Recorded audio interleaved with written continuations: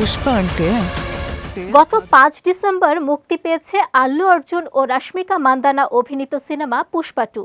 মুক্তির পর থেকেই বক্স অফিসে ঝড় তোলার পাশাপাশি সিনেমা প্রেমীদের প্রশংসাও কুড়াচ্ছে ছবিটি।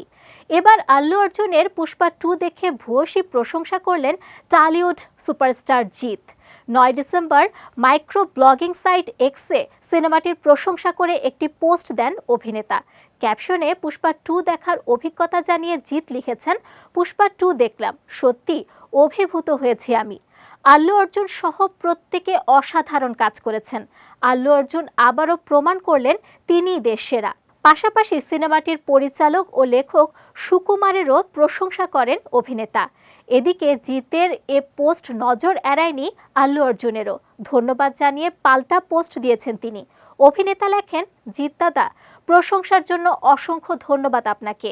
সিনেমাটি যে আপনার ভালো লেগেছে তা জেনে সত্যি ভীষণ খুশি আমি। আপনার ভালোবাসায় আমি ধন্য।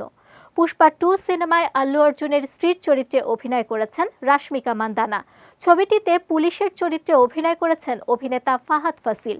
ন্যাড়া মাথার এই আইপিএস অফিসারের পারফরমেন্সও দাগ কেটেছে দর্শকদের। পুষ্পা 2 প্রথমটির চেয়ে আরও বেশি চমকপ্রদ হবে বলে আগেই আশ্বাস দিয়েছিলেন নির্মাতা। বাজেটেও আনেন পরিবর্তন, প্রথম সিনেমার তুলনায় যা দ্বিগুণ। মোট 5টি ভাষায় মুক্তি পেয়েছে আল্লু অর্জুনের পুষ্পা 2। 2 বছরের বেশি সময় ধরে শুটিং হয়েছে ছবিটির।